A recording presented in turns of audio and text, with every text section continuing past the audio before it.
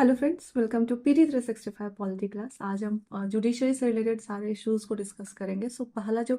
पहले जो न्यूज़ है वो जुडिशियल अपॉइंटमेंट से रिलेटेड है। आखिर जुडिशियल अपॉइंटमेंट न्यूज़ में क्यों रही है? तो रिसेंटली एक कंटेम्प्ट प्रोसीडिंग के दौरान सुप्रीम कोर्ट ने ऑब्जर्व किया कि जो कॉलेजियम सिस्टम है वो प्रपोजल भेजती है एग्जीक्यूटिव के पास जुडिशियल अपॉइंटमेंट से रिलेटेड। तो इधर एग्जीक्यूटिव उन प्रपोजल्स को नोटिफाई कर दे या फिर उनको रिटर्न कर दे विथ स्पेसिफिक जो उनके ऑब्जेक्शंस है, राइट। आप तो नोटिफाई कर दीजिए या फिर रिटर्न कर दीजिए कि आप पे क्या डाउट्स है। But you cannot keep this proposal into Limbo. ना तो आप एक्शन ले रहे हैं, ना ही आप रिटर्न कर रहे हैं। This you cannot do.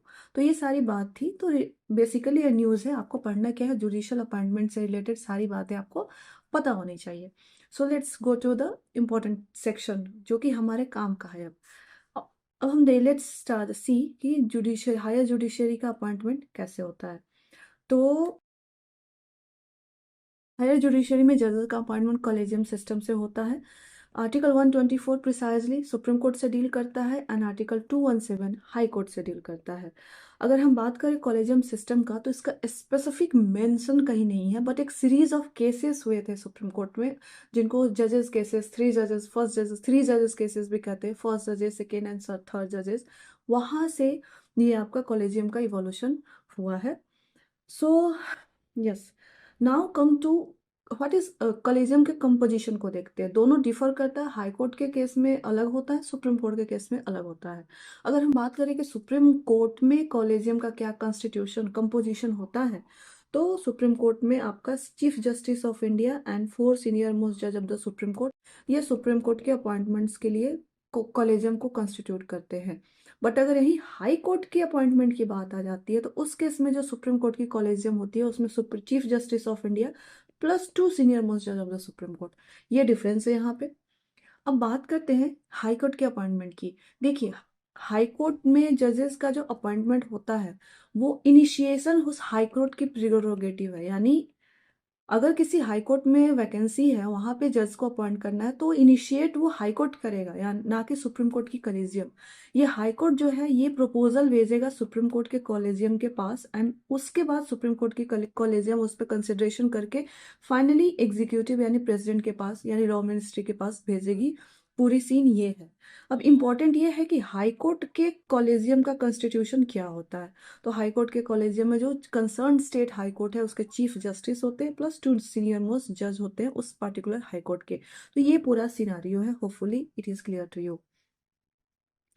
अब देख लेते हैं कि ये तो पूरा हमने जुडिशरी के साइड से देख लिया। अब हम देखते हैं कि गवर्नमेंट का क्या रोल है जजेस के अपॉइंटमेंट में। तो जो गवर्नमेंट का रोल है वो मेमोरेंडम ऑफ प्रोसीजर से रेगुलेट किया जाता है। And under memorandum of procedure MOP, जो जो कैंडिडेट्स का रिकमेंडेशन करती है कॉलेजियम, उन कैंडिडेट्स पे जो गवर्नमेंट है वो इंक्वायरी करा सकती है इंटेलिजेंस ब्यूरो के द्वारा। You should remember this. Again, collegium ने जो रिकमेंड प्रपोजल भेजे हैं उन पे इंक्वायरी हो सकता है। दूसरा, गवर्नमेंट या तो ऑब्जेक्शंस रेज कर सकती है इन प्रपोजल्स पे या फिर क्लैरिफिकेशन मांग सकती है कॉलेजियम की चॉइस पे। कॉलेजियम ने किसी पार्टिकुलर कैंडिडेट को क्यों रिकमेंड किया है वो गवर्नमेंट के पास राइट है कि वो ऑब्जेक्ट कर सकती है या फिर क्लैरिफिकेशन डिमांड कर सकती है। लेकिन यानी इन दोनों केस में गवर्नमेंट के पास एक बार पावर है कि कॉलेजियम के प्रपोजल को रिटर्न कर सकती है। लेकिन एक बार कॉलेजियम के पास ये प्रपोजल रिटर्न होके आ जाता है गवर्नमेंट की तरफ से एंड उस केस में कॉलेजियम फिर से उन्हीं जजेस के नाम को यानी अपने फर्स्ट प्रपोजल में जो नाम थे उसी पे स्टिक करती है। यहाँ पे फिर एग्जीक्यूटिव के पास कोई पावर नहीं है।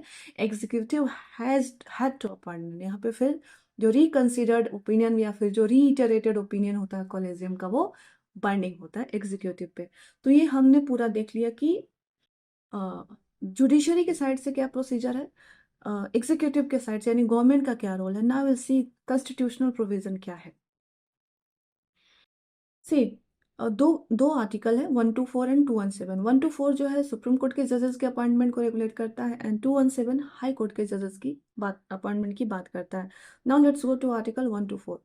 आर्टिकल 124 में कहा स्पेसिफिकली कहा जाता है कि सुप्रीम कोर्ट के जजेस का जो अपॉइंटमेंट है वो प्रेसिडेंट करेंगे and president has to consult after such जजेस of the supreme court and high court as he deems necessary. President को अपॉइंटमेंट करना है जैसा जरूरत पड़े। आर्टिकल का ये लैंग्वेज है कि as and when president deems necessary he can consult with such जजेस of supreme court and high court. अगर चीफ जस्टिस ऑफ इंडिया के अलावा किसी जज की अपॉइंटमेंट करनी है तो चीफ जस्टिस से उसको हमेशा शैल है, चीफ जस्टिस से कंसल्टेशन बाइंडिंग होगा। ये आपका सुप्रीम कोर्ट के अपॉइंटमेंट का प्रोविजन है जो आर्टिकल कहता है। 217 हाई कोर्ट के जजेस के अपॉइंटमेंट की बात करता है। हाई कोर्ट के जजेस के अपॉइंट कौन करेगा? प्रेसिडेंट ही करेंगे हाई कोर्ट के जजेस के appointment, but after consultation with chief justice of India and the governor of the state. ये इंपॉर्टेंट है, याद रखेंगे आप। प्रेसिडेंट किससे कंसल्टेशन करेंगे? Chief justice of India and governor of the state से। एंड अगर उस हाई कोर्ट के चीफ जस्टिस को छोड़कर किसी और जज की अपॉइंटमेंट की बात है तो उस केस में उस हाई कोर्ट के जज का भी कंसल्टेशन लेना जरूरी होगा।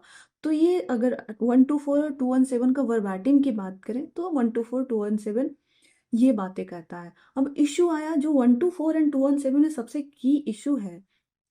देखिए यहाँ पे सिर्फ ये लिखा गया है कि कंसल्ट सीजेआई का कंसल्टेशन में देखिएगा सेल वर्ड यूज किया गया है, मतलब मैंडेटरी है। कंसल्टेशन वर्ड एंड सीजीआई के रोल पे इशू सिंस इंडिपेंडेंस अराइज होता रहा कि कंसल्टेशन का मतलब क्या है, कि क्या कंसल्टेशन का सिर्फ मतलब सीजीआई का ओपिनियन है या फिर ये जो कंसल्टेशन है सीजीआई से ये बाइंडिंग है, क्या है, अदर जजेस की क्या भूमिका है, इतना ज़्यादा डिस्क्रिप्शन एक अकेले सीजीआई को कैसे दे सकते हैं। तो इन सारी बातों पे एक्सक्यूज मी इश्यूज होते रहे। अब इन्हीं दो बातों की क्लैरिफिकेशन, एक तो सीजीआई का रोल और जो सीजीआई का रोल कितना है, क्या अकेले उसका ही ओपिनियन कंसल्टेशन कंस्टिट्यूट करता है, एंड जो इन्हीं सब बातों पे 3 जजेस केसेस हुए, एक एक करके ब्रीफली डिस्कस करेंगे। आपके मेंस पर्सपेक्टिव से इंपॉर्टेंट है, प्री के लिए बहुत कम इंपॉर्टेंट है।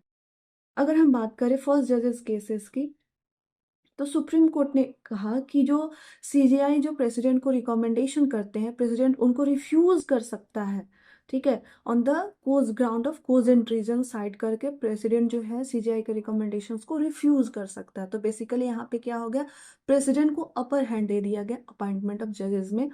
सो यस, ग्रेटर से टू एग्जीक्यूटिव, क्योंकि ये एक एग्जीक्यूटिव का अपॉइंटमेंट प्रोसेस है तो जुडिशरी हमेशा जुडिशियल इंडिपेंडेंस चाहती है, एग्जीक्यूटिव हमेशा अपना से चाहती है, तो यही एक टसल रहा है। तो फर्स्ट जजेस केस में ये हुआ कि प्रेसिडेंट जो है रिफ्यूज कर सकता है सीजीआई के ओपिनियन को, राइट। वहाँ till 1981 the opinion cited by CJI constituted consultation process. तो सेकेंड जजेस केस में आते हैं तो यहाँ पे बात की गई कि जो सीजीआई का ओपिनियन है, सीजीआई का प्राइमल रोल है बट सोल रोल नहीं है। सीजीआई कंसल्टेशन प्रोसेस में इंपॉर्टेंट रोल प्ले करते हैं, बट कंसल्टेशन में सिर्फ और सिर्फ सीजीआई का ओपिनियन ही नहीं है। तो यहाँ से कॉलेजियम सेकेंड जजेस केसेस से कॉलेजियम सिस्टम को इंस्टीट्यूट किया जाता है।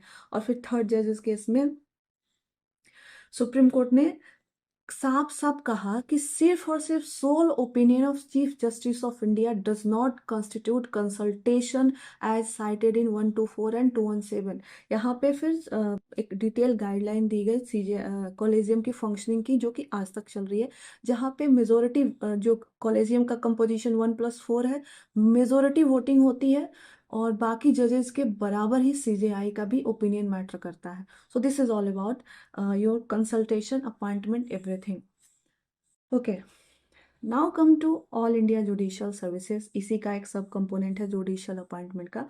न्यूज़ में इससे रहा है कि 26 नवंबर को हम कॉन्स्टिट्यूशन डे सेलिब्रेट करते हैं, तो उस दौरान प्रेसिडेंट ने ऑल इंडिया जुडिशियल सर्विसेज की बात की, जजेस के रिक्रूटमेंट की। तो now let's see all India judicial services की क्या है। तो all India judicial services basically एक सेंट्रलाइज्ड रिक्रूटमेंट की बात करता है लोअर जुडिशरी का। आप याद रखेंगे, all India judicial services lower judiciary के रिक्रूटमेंट की बात करता है, सेंट्रलाइज्ड रिक्रूटमेंट की बात करता है कि through out the territory of India जितने भी डिस्ट्रिक्ट जजेस या फिर एडिशनल डिस्ट्रिक्ट जजेज हैं, यानी लोअर जुडिशरी के जो जजेस की अपॉइंटमेंट है वो एक सेंट्रल रिक्रूटमेंट एजेंसी करे, सेंट्रलाइज्ड उनका रिक्रूटमेंट हो। ये है ऑल इंडिया जुडिशियल सर्विसेज की बात की जाती है। अगर हम ऑल इंडिया जुडिशियल सर्विसेज के जेनेसिस की बात करें तो 1958 में आपका लॉ कमीशन जुडिशियल रिफॉर्म्स के लिए कॉन्स्टिट्यूट किया गया था।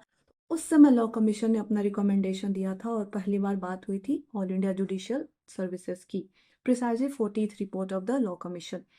कॉन्स्टिट्यूशनल स्टेटस की बात करें तो जैसा हमने देखा कि पहली दफा बात तो 1958 में 1958 में हुई थी, यानी ओरिजिनल कॉन्स्टिट्यूशन में कहीं भी ऑल इंडिया जुडिशियल सर्विसेज का प्रोविजन नहीं है।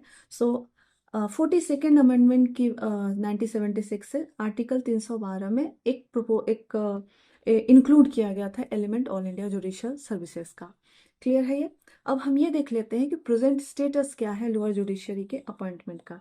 अगर हम प्रेजेंट स्टेटस की बात करें तो 233 एंड 234 ऑफ द कॉन्स्टिट्यूशन दो आर्टिकल्स हैं जो कि डील करते हैं जो लोअर जुडिशरी के जजेस हैं इलॉन्ग विद डिस्ट्रिक्ट जजेस, उनके अपॉइंटमेंट से। अलग अलग स्टेट्स का अपना प्रोसीजर है, स्टेट पीसीएस कंडक्ट करती है। ये सारी बातें इंपॉर्टेंट नहीं, इंपॉर्टेंट क्या है आपकी एग्जाम के लिए कि डिस्ट्रिक्ट जुडिशरी के appointment, removal, transfer, posting, promotion, ये सारी चीजें बातें कौन करता है?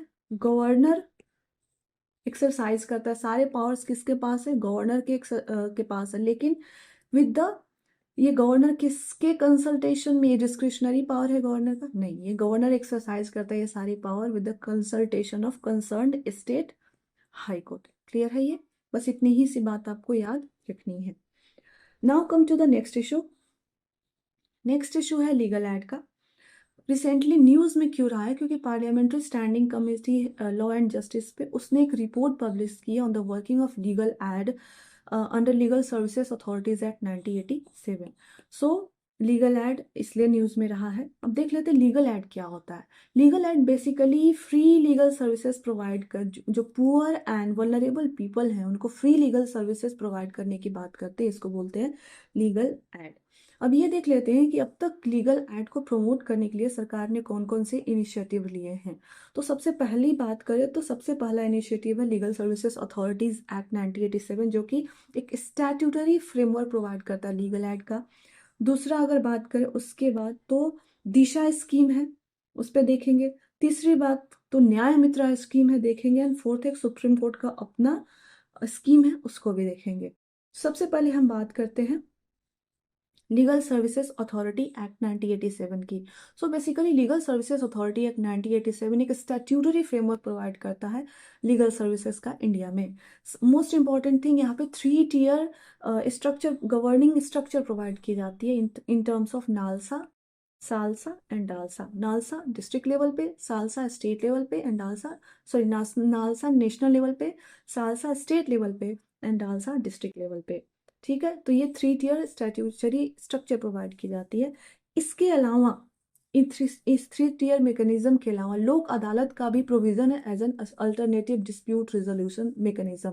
Alternative dispute resolution mechanism basically क्या होता है? जहाँ पे हम ट्रेडिशनल कोर्ट सिस्टम के बाहर जाके डिस्प्यूट्स को सेटल करने की कोशिश करते हैं।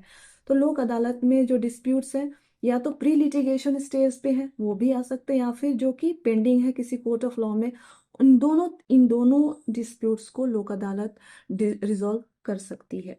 इसके अलावा अगर बात करें तो लीगल सर्विसेज अथॉरिटी एक्ट 1987 ने पारा लीगल वॉलेंटियर्स बनाने की बात की गई है। बेसिकली ये ट्रेन्ड पर्सन्स है जो कि लीगल सर्विसेज अथॉरिटी एंड लोक अदालत को असिस्ट करेंगे लीगल एड प्रोवाइड करने में। बाकी सुप्रीम कोर्ट की अपनी लीगल सर्विसेज कमेटी है जो कि अंडर प्रिविलेज्ड एंड मार्जिनलाइज्ड को लीगल सर्विसेज प्रोवाइड करने का काम करती है। इंपॉर्टेंट ये है कि ये जो सुप्रीम कोर्ट की लीगल सर्विसेज कमेटी है इसके pattern in chief justice of India होते हैं, बाकी मेंबर्स 1+9 होते हैं, आप देख लेंगे। तो ये पूरा है आपका लीगल सर्विसेज अथॉरिटी एक्ट 1987। हम नेशनल लीगल सर्विसेज अथॉरिटी को थोड़ा सा सेपरेटली डिस्कस कर लेंगे। जैसा कि हमने डिस्कस किया कि नेशनल लीगल सर्विसेज अथॉरिटी एक स्टैट्यूटरी बॉडी है। इसका जेनेसिस कहाँ देखने को मिलता है? लीगल सर्विसेज अथॉरिटी एक्ट 1987 में। अगर हम बात करें नेशनल लेवल नालसा के, इसको नालसा भी बोलते हैं, नालसा के कंपोजिशन की, तो chief justice of India patron in chief होते हैं, और सीटिंग या फिर रिटायर्ड सुप्रीम कोर्ट के जज इसके एग्जीक्यूटिव चेयरमैन होते हैं। Patron in chief chief justice of India, and इसका जो एग्जीक्यूटिव चेयरमैन है ये सीटिंग या फिर रिटायर्ड जज ऑफ सुप्रीम कोर्ट हो सकता है। फंक्शंस क्या होगा? फ्री लीगल एड प्रोवाइड करना एंड लोक अदालत को ऑर्गेनाइज करना। क्लियर है? ये फ्री लीगल एड प्रोवाइड करना एंड लोक अदालत को ऑर्गेनाइज करना, ये नालसा का फंक्शन है। अब एलिजिबिलिटी भी दी गई है कि हु आर एलिजिबल लिटिगेंट्स, तो वुमेन हो गए, चिल्ड्रन हो गए, member schedule caste, schedule tribe, इस तरह के मेंबर्स हो गए हैं। बाकी देखिए दो क्राइटेरिया है। अगर अदर देन सुप्रीम कोर्ट में जाना है आपको, other any court of supreme other than any court of supreme court, उस केस में डिफरेंट स्टेट्स ने अपने क्राइटेरिया बनाए हैं, उसको फॉलो करना होगा। अगर सुप्रीम कोर्ट के पास जाना है लीगल एड के लिए, तो आपका एनुअल इनकम 5 लाख से कम होना चाहिए। ठीक है, सुप्रीम कोर्ट के पास जाना है तो 5 लाख से कम इनकम। और अगर बाकी किसी जज में या फिर आप डिस्ट्रिक्ट में जाएंगे या फिर हाई कोर्ट में जाएंगे, तो स्टेट गवर्नमेंट ने जो रेगुलेशन बनाया होगा वो अप्लीकेबल है। क्लियर है ये? Now come to Disha scheme. Disha scheme को इंट्रोड्यूस किया गया है ministry of justice, department of justice के द्वारा। दो इंपॉर्टेंट कंपोनेंट्स है इसके। एक तो अवेयरनेस क्रिएट करना through the use of technology, and दूसरा आईईसी मटेरियल प्रिपेयर करना मासेस के लिए। दो कंपोनेंट्स है, अवेयरनेस को प्रमोट करना है टेक्नोलॉजी का यूज करके, एंड आईईसी मटेरियल प्रिपेयर करना। आईईसी बोले तो इंफॉर्मेशन, एजुकेशन एंड कम्युनिकेशन। तो इसके दो ऑब्जेक्टिव्स हैं। कंपोनेंट्स की बात करें तो 3 कंपोनेंट्स है इसके, न्याय बंधु, Tele-Law and LLAP। Nyaya Bandhu basically pan India framework provide करने की बात करता है for pro bono legal services, यानी पैन इंडिया फ्रेमवर्क प्रोवाइड करेंगे कि फ्री लीगल सर्विसेज हम प्रोवाइड कर पाए। टेलीलॉ भी मार्जिनलाइज कम्युनिटी को मेन स्ट्रीम लीगल एड में लाने की बात करता है। एंड LLAP यानी legal literacy and legal awareness programme. अगर आप इसका फुल फॉर्म पढ़ें, यानी लिटरेसी एंड लीगल अवेयरनेस देना है किसको? Marginalised and vulnerable sections of community को उनके लीगल राइट्स बताने हैं, उनको एम्पावर करना है। तो ये सारी चीज़ें दिशा स्कीम के अंदर है। इसके अलावा अगर हम नेक्स्ट देखें तो न्याय मित्रा स्कीम है। न्याय मित्रा स्कीम 2017 में लॉन्च की गई थी। डिस्ट्रिक्ट जुडिशरी में अगर ऐसे केसेस जो कि 10 साल से ज़्यादा से पेंडिंग है, उनको हम डिस्पोज कर सकते हैं लिटिगेंट्स को लीगल एड प्रोवाइड करके। ठीक है, सो न्याय मित्रा स्कीम जो है डिस्ट्रिक्ट जुडिशरी के पेंडेंसी को रिजोल्व करने की कोशिश करती है। वहाँ पे ऐसे केसेस जो 10 साल से ज़्यादा से पेंडिंग है, उनको लिटिगेंट्स को लीगल एड प्रोवाइड करके हम उन केसेस को डिस्पोज कर सकते हैं। सुप्रीम कोर्ट का भी अपना एक स्कीम है, middle income group legal aid assistant. यहाँ पे बेसिकली सुप्रीम कोर्ट जो मिडिल इनकम ग्रुप में फॉल करते हैं उनको लीगल एड प्रोवाइड करती है। अब इसका क्राइटेरिया क्या है कि आपका जो पर मंथ इनकम जो है वो 60,000 से कम होना चाहिए, और दूसरा मैक्सिमम एनुअल इनकम 7,50,000 से कम होना चाहिए। तो आप मिडिल इनकम ग्रुप में फॉल करते हैं और आप सुप्रीम कोर्ट जा सकते हैं। तो ये हो गया पूरा आपका लीगल एड के इनिशिएटिव। अब इसके अलावा देख लेते हैं कॉन्स्टिट्यूशनल प्रोविजंस क्या क्या है लीगल एड से रिलेटेड। तो देखिए दो दो बातें, एक तो एक्सप्लिसिट प्रोविजन है जहाँ पे साफ साफ लिखा गया है, और एक इम्प्लिसिट है जहाँ पे इंटरप्रीट करके हम इम्प्लाइड कह सकते हैं। ठीक है, तो एक्सप्लिसिट अगर आप आर्टिकल 39A पढ़ें, जो कि 42 कॉन्स्टिट्यूशन अमेंडमेंट एक्ट से इंसर्ट किया गया था, that is state shall provide free legal aid to the vulnerable and marginalised community of the society. तो आर्टिकल 39 आपका free legal aid explicitly provide करता है। आर्टिकल 22 क्लॉज 1 जब आप पढ़ते हैं तो वहाँ पे जो डिटेन्ड पर्सन्स हैं उनको एक right to legal practitioner, right to be represented by legal practitioner दिया जाता है। तो बेसिकली ये आर्टिकल 22 क्लॉज 1 एक इम्प्लाई करता है लीगल राइट का। एंड याद रखेंगे आप कि ये जो राइट टू लीगल प्रैक्टिशनर है, ये प्यूनिटिव डिटेंशन में होता है, प्रिवेंटिव डिटेंशन में ऐसे कोई राइट आपको नहीं मिलती है। अब जुडिशियल प्रोनाउंसमेंट्स की बात कर लें तो बेसिकली देखिए ये आपको केसेस बिल्कुल अभी याद नहीं रखने। प्री के टाइम में आप बिल्कुल इन सब चीज़ों पे फोकस ना करेंगे। जो लेजेंडरी केसेस है, लैंडमार्क केसेस है, जैसे कि केसवानंदा हो गया, एसआर बोमाई हो गए, उसके 5-10 पॉइंट्स आपको पता होना चाहिए, बहुत है। क्योंकि हर चीज़, अब विजन को हर साल अपने आप को इनोवेट करना है, स्टैटिक तो रह नहीं सकता, तो he has to do something new.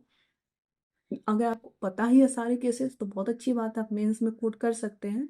But pre के टाइम में डोंट अपने आप रायता मत फैलाइएगा, क्योंकि फिर उस अभी तो लगेगा कि मैं फैला लूंगा या फैला लूंगी, सब कुछ पढ़ लूंगा, लेकिन जब एक समय आएगा जब कंसोलिडेट करने बैठेंगे, नहीं कर पाएंगे। तो अगर हम बात करें एमएच होस्कोट केस में, सुप्रीम कोर्ट ने जो फ्री लीगल एड है उसको कहा कि आर्टिकल 21 के अंदर इम्प्लिसिटली इंक्लूडेड है। एंड हुसनारा खातून की बात करें तो ये केस जो है स्पीडी ट्रायल की बात करता है। इसके अंदर में सुप्रीम कोर्ट ने कहा कि आर्टिकल 21 में जो प्रोसीजर की बात की गई है कि दैट्स लाइफ एंड लिबर्टी को प्रोसीजर इस्टेब्लिश बाय लॉ से हम उसको डिप्राइव कर सकते हैं, किसी भी पर्सन के लाइफ एंड लिबर्टी को। तो वो जो प्रोसीजर होना चाहिए, सुप्रीम कोर्ट ने कहा है कि ये जस्ट, फेयर एंड रिजनेबल होना चाहिए। 3 ग्राउंड्स पे टेस्टिंग होती है प्रोसीजर की। तो सुप्रीम कोर्ट ने कहा कि ये जो just, fair and reasonable grounds है ना, इसका की इंग्रेडिएंट है फ्री लीगल है, यानी लीगल सर्विसेज। बस इतनी सी बात है। आप इसको अभी भूल सकते हैं, मेंस में याद रख सकते हैं। अगर legal aid, legal services, prison, इन सारी स्पीडी ट्रायल पे कोई सवाल आता है तो आप हुसैन आरा खातून को लिख देंगे, 1 नंबर मिल जाएगा आपको। चलिए जी, नेक्स्ट इशू है मेडिएशन एक्ट 2023। रिसेंटली न्यूज़ में इसलिए है कि प्रेसिडेंट ने अपना एसेंट दे दिया है मेडिएशन एक्ट 2023 को। एंड मेडिएशन एक्ट 2023 का जो मेन पर्पस है, मेडिएशन को as an preferred mode of ADR की तरफ प्रमोट करना है। ठीक है, अल्टरनेटिव डिस्प्यूट रिजोल्यूशन मैकेनिज्म क्या होता है, हमने देखा कि जो ट्रेडिशनल कोर्ट सिस्टम है उसको बियॉन्ड जाकर हम डिस्प्यूट रिजॉल्व करने की बात करते हैं, उसको एडीआर कहते हैं। तो जो मेडिएशन एक्ट है 2023, इसका पर्पस यही है कि जो मेडिएशन है उसको प्रिफर्ड मोड ऑफ एडीआर की तरफ प्रमोट किया जाए। चलिए, हम सबसे पहले एडीआर के बारे में देख लेते हैं। एडीआर क्या होता है हमने देख लिया, अल्टरनेटिव डिस्प्यूट रिजोल्यूशन मैकेनिज्म। इसका एक एग्जाम्पल है या एक तरीका है मेडिएशन। ये टोटल 5 टाइप्स होते हैं एडीआर के। इसका वन ऑफ दो टाइप है वो मेडिएशन है। इसके अदर टाइप्स है arbitration, conciliation, negotiation, मेडिएशन and collaborative law. Arbitration की बात करें तो यहाँ पे पार्टी जो है एक न्यूट्रल आर्बाइटर का को अपॉइंट किया जाता है, और वो न्यूट्रल आर्बाइटर दोनों दोनों साइड के काउंसिल के आर्गुमेंट्स एंड एविडेंसेस को देखने के बाद अपना अवार्ड कॉन्फर करता है, डिसीजन देता है, जिसको अवार्ड कहते हैं। ठीक है, अगर हम कंसिलिएशन की बात करें तो यहाँ पे भी एक थर्ड पार्टी को अपॉइंट किया जाता है जो कि कम्युनिकेट करता है, दोनों पार्टीज को एक तरह से कम्युनिकेट करता है और सेटलमेंट ऑप्शंस तक रीच करने की कोशिश करता है। तो बेसिकली कॉन्सिलिएशन एंड आर्बिट्रेशन दोनों में थर्ड पार्टी है, बट आर्बिट्रेशन में अवार्ड है, आर्बिट्रेटर है। यहाँ पे भी थर्ड पार्टी है, बट यहाँ पे कोई अवार्ड नहीं है। नेगोशिएशन की बात करें तो यहाँ पे कोई थर्ड पार्टी नहीं है, यहाँ पे दोनों पार्टी जो है, दो पार्टी और उनके काउंसिल आपस में बैठते हैं और बात करते हैं और सेटलमेंट करते हैं। यहाँ पे कोई थर्ड पार्टी की बात नहीं है। मेडिएशन अभी हम देखेंगे। कोलाबोरेटिव लॉ में भी कोलाबोरेटिव लॉ में क्या होता है कि कोलाबोरेटिव अटॉर्नी होती है, यानी जो काउंसिल होते हैं कोलाबोरेटिव होते हैं, दोनों पार्टी जो है एग्री करते हैं कि हम लिटिगेट नहीं करेंगे, हम आपस में बैठ के बातें को सुलझाएंगे बाकी अदर मैकेनिज्म्स का यूज करके, but will not go into traditional court system. So ये बेसिकली 5 टाइप्स ऑफ एडीआर है। वापस चलते हैं तो मेडिएशन एक्ट 2023 भी आपके एडीआर से रिलेटेड है। अब देख लेते हैं कि अदर स्टेप्स क्या क्या है इंडिया में जो एडीआर को प्रमोट करता है। अगर हम बात करें तो सबसे पहले आता है आर्बिट्रेशन। इंडिया में अल्टरनेटिव डिस्प्यूट रिजोल्यूशन की शुरुआत 1996, अगर लीगल सर्विसेज को छोड़ दें तो 1996 से फॉर्मली होती है, जहाँ पे आर्बिट्रेशन एंड कंसिलिएशन एक्ट 1996 को इनेक्ट किया जाता है। और इसी एक्ट को अमेंड किया जाता है 2019 में, जहाँ पे आर्बिट्रेशन काउंसिल ऑफ इंडिया को स्टैब्लिश किया जाता है। क्लियर है ये? इसके अलावा बात करें तो लीगल सर्विसेज अथॉरिटीज एक्ट पहले बता दिया आपको। इसके अलावा 2019 में एनडीआईएसी एक्ट आया था, new Delhi international arbitration centre act, जिससे कि एनडीआईएसी को इस्टेब्लिश किया गया है। Commercial courts act 2015 commercial disputes और केस सेटलमेंट की बात करता है। इंटरनेशनल कन्वेंशन की बात करें तो सिंगापुर कन्वेंशन है, ये मीडिएशन पे है और यूनिफॉर्म एंड एफिशिएंट प्रोवाइड करने की बात करता है इंटरनेशनल सेटलमेंट ऑफ डिस्प्यूट्स का। क्लियर है ये? तो ये सारे हो गए और भी मैकेनिज्म। अब हम चलते हैं मीडिएशन एक्ट के प्रोविजंस क्या हैं उनको देखते हैं। देखिए, मीडिएशन एक्ट में सबसे पहले तो मीडिएशन को डिफाइन किया गया है और दूसरा कि डिफरेंट काइंड्स ऑफ मीडिएशन को इंक्लूड किया गया है। तो पहले तो मीडिएशन क्या है? मीडिएशन क्या है कि पार्टी जो है वो अमिकेबल सेटलमेंट ऑफ डिस्प्यूट को नो रीच आउट करने की कोशिश करती है with the assistant of third party, जिसको मीडिएटर कहते हैं। ठीक है, जहाँ पे पार्टीज जो है अपने बीच के जो डिस्प्यूट है वो ट्रेडिशनल कोर्ट ऑफ सिस्टम में जाकर ना जा करके अमिकेबल सेटलमेंट ऑफ डिस्प्यूट की कोशिश करती है। थर्ड पार्टी का इन्वॉल्वमेंट से इसको मीडिएशन कहते हैं, जो थर्ड पार्टी है उसको मीडिएटर कहते हैं। अगर हम डिफरेंट टाइप्स ऑफ मेडिएशन को इंक्लूड किया गया, जैसे मेडिएशन तो है ही, प्री लिटिगेशन मेडिएशन को भी अलाउ किया गया है, ऑनलाइन मेडिएशन को भी अलाउ किया गया है, कम्युनिटी मेडिएशन को अलाउ किया गया है। अभी एक एक करके देखेंगे। तो सबसे पहले जो एक्ट है वो वॉलंटरी प्री मेडिएशन को अलाउ करता है। यानी कोई अगर डिस्प्यूट होता है तो पार्टी जो है एट फर्स्ट इंस्टांस ये डिसाइड कर सकती है कि ओके हम पहले जो जो ट्रेडिशनल लीगल सिस्टम है यानी लिटिगेशन स्टेज में जाने से पहले हम मेडिएशन का रास्ता अपनाएंगे अपने डिस्प्यूट को रिजॉल्व करने के लिए। तो इसको बोलते हैं वॉलंटरी प्री लिटिगेशन मेडिएशन, यानी आप लिटिगेशन से पहले ही मेडिएशन के रास्ता को अपना रहे हैं। ओके, इसके अलावा जो एक्ट है उसने कुछ कुछ डिस्प्यूट्स को अनफिट डिक्लेयर कर दिया है कि इन डिस्प्यूट्स पे मेडिएशन का रास्ता नहीं अपनाया जा सकता है। जैसे कि अगर कोई क्लेम है माइनर या फिर अनसाउंड माइंड के पर्सन के अगेंस्ट, तो आप मेडिएशन में नहीं जा सकते हैं। अगर क्रिमिनल प्रोसिक्यूशन का कोई मामला है आप मेडिएशन में नहीं जा सकते हैं। एंड कोई ऐसा मामला है जो कि किसी थर्ड पार्टी के राइट को अफेक्ट कर रही है तो भी आप मेडिएशन में नहीं जा सकते हैं। अगर हम बात करें टेरिटोरियल जुरिस्डिक्शन की, तो दो मोड्स हैं, एक तो फिजिकल मोड है, एक ऑनलाइन मोड है। फिजिकल मोड में टेरिटोरियल जुरिस्डिक्शन अगर आप मान लीजिए ट्रेडिशनल लीगल सिस्टम में जाते हैं और जिस स्टेट हाई कोर्ट का आप पे टेरिटोरियल जुरिस्डिक्शन होता वहीं पे आपका ये मेडिएशन भी वहीं पे होगा। क्लियर है ये? और अगर ऑनलाइन मोड में ऐसी कोई बात नहीं, आप कहीं से कहीं भी सेटलमेंट कर सकते हैं। फिजिकल मोड में जिस भी कोर्ट या ट्रिब्यूनल के अंदर आपका के जुरिस्डिक्शन के अंदर आप आते हैं वहीं पे ये मेडिएशन होगा।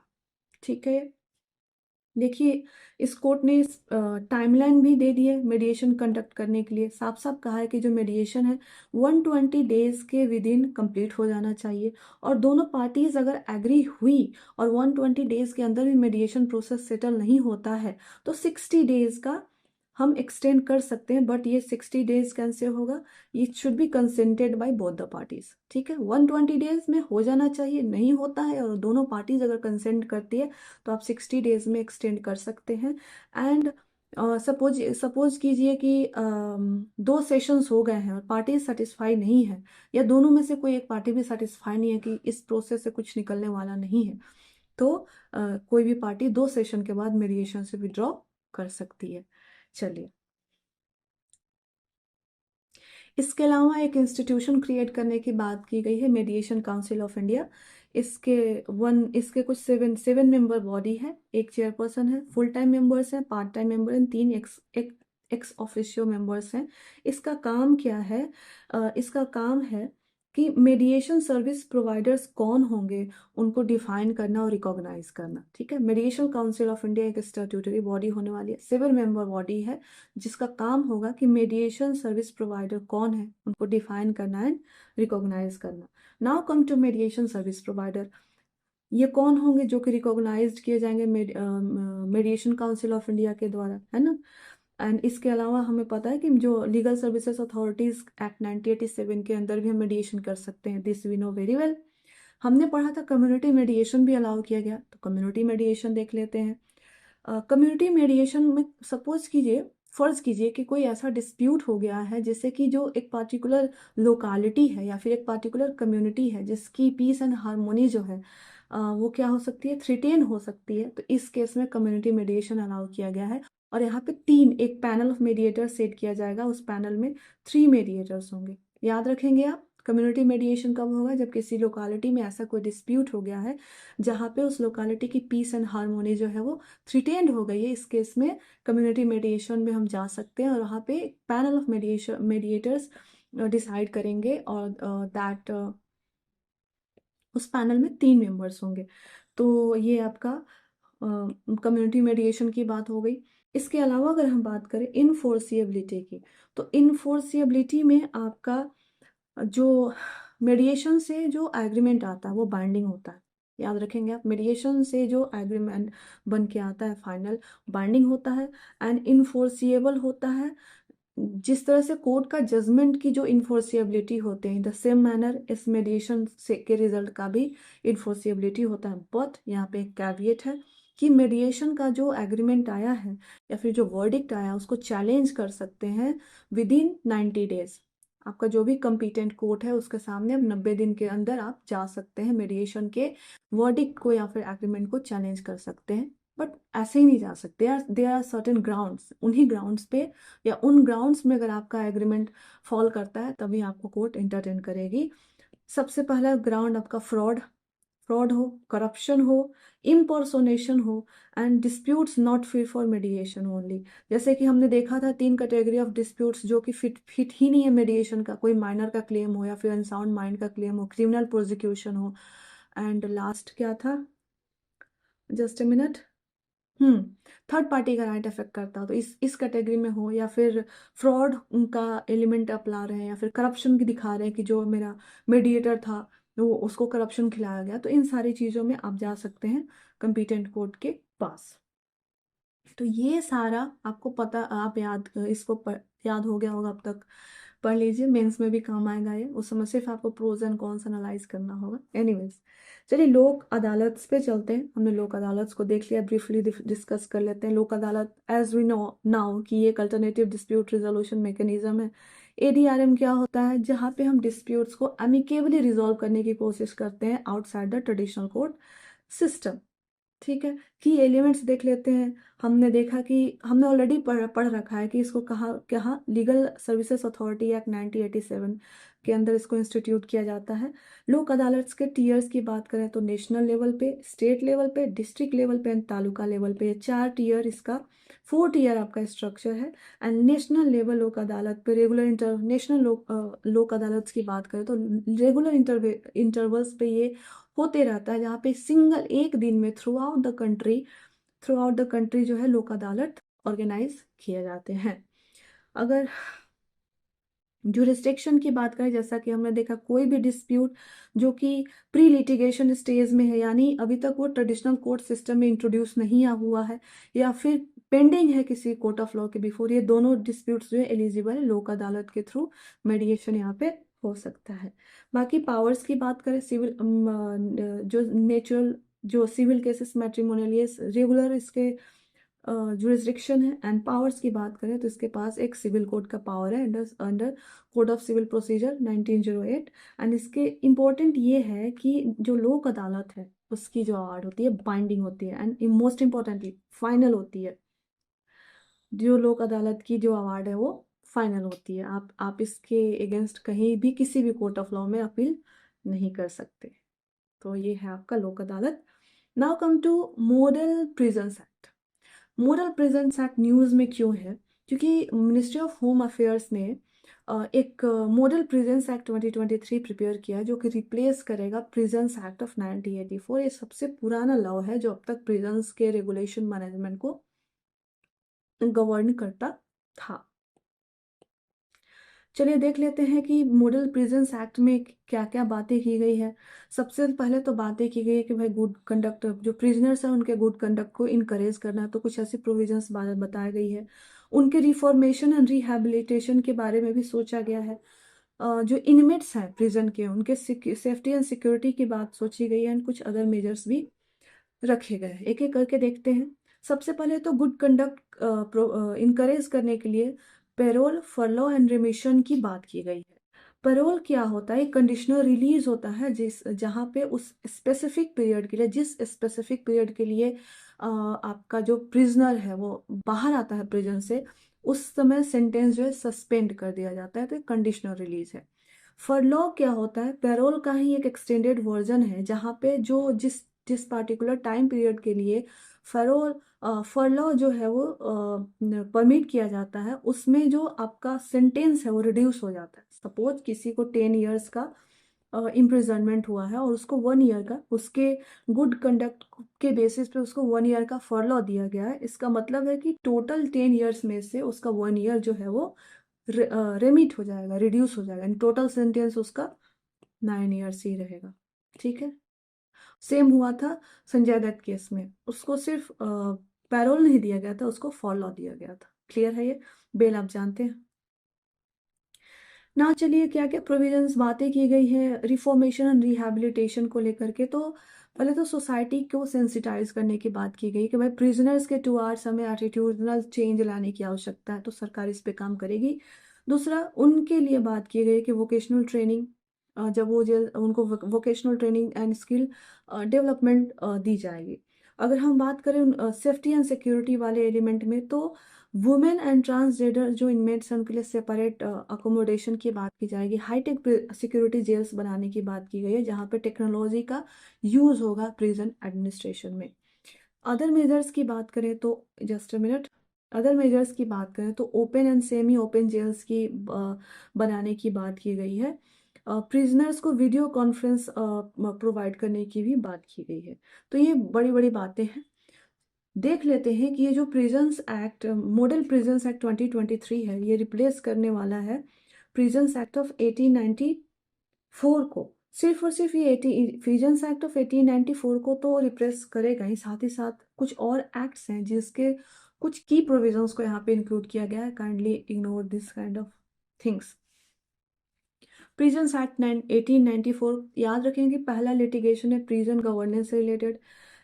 1836 में लॉर्ड मैकॉले ने प्रिजन डिसिप्लिन कमेटी अपॉइंट की थी और इस कमेटी के रिकमेंडेशन पे प्रिजन्स एक्ट को इनेक्ट किया गया था। बाकी चीज़ें आप छोड़ देंगे। इम्पोर्टेंट क्या है कि जो हमारा प्री इंडिपेंडेंस एक मेजर कमेटी है प्रिजन रिफॉर्म्स की, सर अलेक्जेंडर कैंड्रिव कमेटी। याद रखेंगे किससे ये आपके हिस्ट्री में ऑनलाइनर पूछा जा सकता है। ये प्रिजन रिफॉर्म से and post independent Mulla committee 1980-83, इसके ये भी प्रिजन रिफॉर्म से। आप इसको ज़्यादा इम्फोसाइज करेंगे, सर अलेक्जेंडर कैंड्रिव कमेटी, हिस्ट्री में भी पूछा जा सकता है। अगर हम कॉन्स्टिट्यूशनल एंड लीगल सेफगार्ड्स की बात करें, तो अगर हम देखें तो 7th शेड्यूल में स्टेट लिस्ट के अंदर एंट्री 4 में जो है ये हमारा प्रिजन आता है। तो बेसिकली प्रिजन्स का एडमिनिस्ट्रेशन, मैनेजमेंट, ये सारी चीज़ें स्टेट गवर्नमेंट की रिस्पॉन्सिबिलिटी। आर्टिकल 39A के अंदर जो है प्रिजनर्स के पास फ्री लीगल एड का राइट है। अदर जैसे कि आपका ये रिपैट्रिएशन एक्ट, ये क्रिमिनल प्रोसीजर, ये सारी चीज़ों में भी प्रिजन्स की बातें की गई हैं। अब कुछ जुडिशियल प्रोनाउंसमेंट्स हैं जो आपको अभी बिल्कुल नहीं याद करने हैं। अगर अभी आप देख रहे हैं तो एक बार समझ लीजिए, ये सारी चीज़ें आपका टाइम वेस्ट ही करेंगी। जैसे कि मोहम्मद गियासुद्दीन केस में सुप्रीम कोर्ट ने कहा था कि हॉस्पिटल सेटिंग होनी चाहिए प्रिजन्स के अंदर, हेल्थ पर्सपेक्टिव से ये केस है। प्रेम शंकर केस ने कहा था कि कोई कंपल्सिव चैनिंग नहीं होनी चाहिए पर्सन्स का। जैसे जो प्रिजनर्स होते हैं उनको उनके हाथ और पैर में चैन लगा देते हैं, बेड़ियाँ लगा देते हैं। तो सुप्रीम कोर्ट ने 1980, इंडिपेंडेंस से लगभग 30 साल लगे कोर्ट को ये कहने में कि भाई चैन लगाने की आवश्यकता नहीं है। और शीला बरसे केस में ये जो वुमेन प्रिजनर्स के रिलेटेड कस्टोडियल वायलेंस होता है, तो उस पे सुप्रीम कोर्ट ने ऑब्जर्वेशन दिए थे। प्लीज़ इसको अवॉइड करेंगे आप, मेंस में भी हर इतने केसेस याद नहीं रहते हैं, प्लीज तो छोड़ दीजिए। तो बाकी जो अदर इम्पोर्टेंट न्यूज़ है, 2-3 सेक्शंस का एक क्लास में लेके कर देंगे, हो सकता है सारे ही एक क्लास में लेके कर देंगे। तो बेसिकली ये रहा हमारा पूरा जुडिशरी से रिलेटेड इशू। कल मोस्टली आपका इलेक्शन और की एलिमेंट्स कल शाम तक मैं ख़त्म कर दूंगी आपका पॉलिटिक्स 365। उसके बाद हम इकॉनमी स्टार्ट करेंगे और बहुत सारी चीज़ें लाइंड अप हैं। And I wish you very good luck.